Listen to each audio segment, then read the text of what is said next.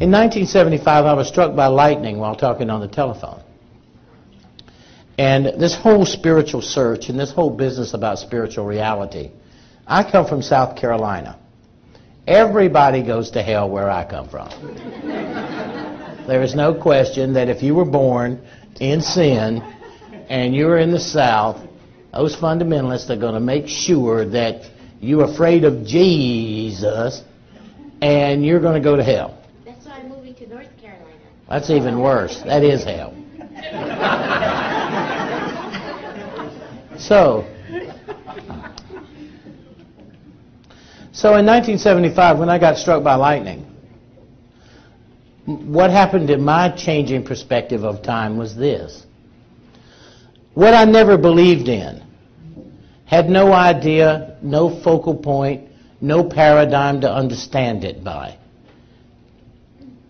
A near-death experience. One day I never believed in any of this stuff. The next day I was dead. And the day after that I became everything I never believed in. And my last 30 years has been an internal search to not if it's true, but how it works. Not whether there's a life after death, but what are the mechanisms and its purpose. Not whether there is eternal life, but the direction and intent of eternal life. Not whether there is a divine architect, or there are angels or beings of great power, presence, and potential, but who are they?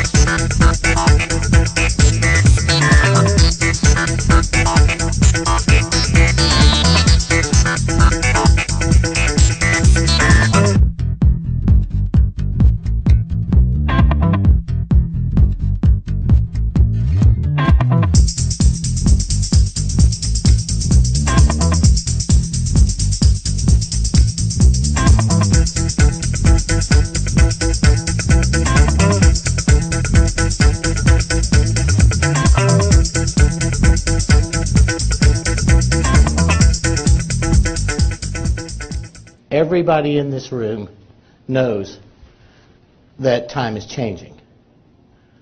It is moving faster. A day goes by faster now than ever. You never have enough time. It's not that the 24 hours has changed. It's consciousness is changing. This is occurring, whether you like it or not. It's occurring because of cosmic potential and possibilities, but also the development of technology and integrated technology. You can instantly be anywhere in the world on a computer. You can roam cyberspace. So all of a sudden, the fact that that is possible, time has changed. Because what you can put into the time that you are perceiving is a vast, greater proponent of knowledge. Next, time is changing. We don't even live in the same universe we lived in last year. We don't live in the same universe. The world as we know it has passed away. We live in a new solar system. All of a sudden, guys, everything that you've ever heard or really thought about the universe is changed. Let's talk about what's going to happen at the end of the Mayan calendar. And then we will kind of backtrack a little bit and go into what's happening right now in our immediate future. Okay? What happens? What happens on the Mayan calendar, October 28th, 2011, is absolutely everything, all at the same time.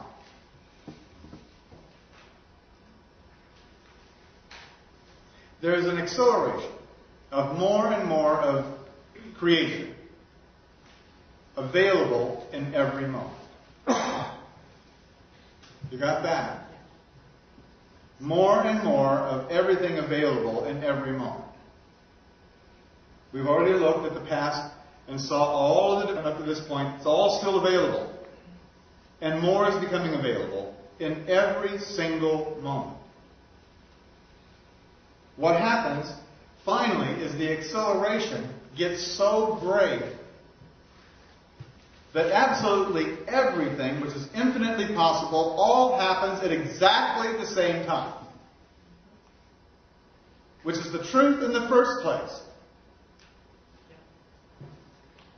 Consciousness or creation exists in total, all past, all future, all exist right now. Each one of us knows somehow that there's something grander, in a sense, that there's something so much more profound about our lives. Not that each breath and each second and each one of those instances of our lives are not beautiful. They are beautiful, but we have a sense of a dynamic connection, a dynamic interaction with everything on this planet, with everything in the universe, with what we call God, what we call love. And in our hearts we know that there's some blockage, there's something going on in this human experience that prevents that knowing, that recognition, that realization of that oneness that we always talk about, that is on, every show we do, and in the opening and the closing and the flyers and the art projects. It's dedicated to the oneness. And it's an experience that human beings can have that transcends and just gives a sense of the awesomeness, of the glory of each of us, and each of us all together in this magnificent planet here, in this magnificent universe. And the question is, really, is how can we come on a breath-to-breath, day-to-day basis with all the stuff that's happening, with all the incredible stuff, with all the stuff that challenges us? How can we know that truth and know it on a consistent, ongoing basis? As all of this gestalt, the ultimate meaning of why we're pursuing these investigations, came to a critical mass, one number kind of floated up, and I don't mean 19.5. That was the number 2012. Because the more we delved into the geometry that we found at Cydonia, and the connections to sacred sites here on this planet, and the traditions of ancient wisdom keepers, like the Maya, like the Hopi in the American tradition, like the Celts in the European tradition, like the Egyptians, like the Polynesians, the more we see extraordinary common threads, which on the one hand are told as stories to preserve the narrative, preserve the spine of information. And on the other hand, they're told in terms of the numbers. If you start reading sacred traditions, it doesn't matter whether they're the Vedic, whether they're the Mayan, or the Egyptian, you wind up looking at the same sets of numbers over and over again.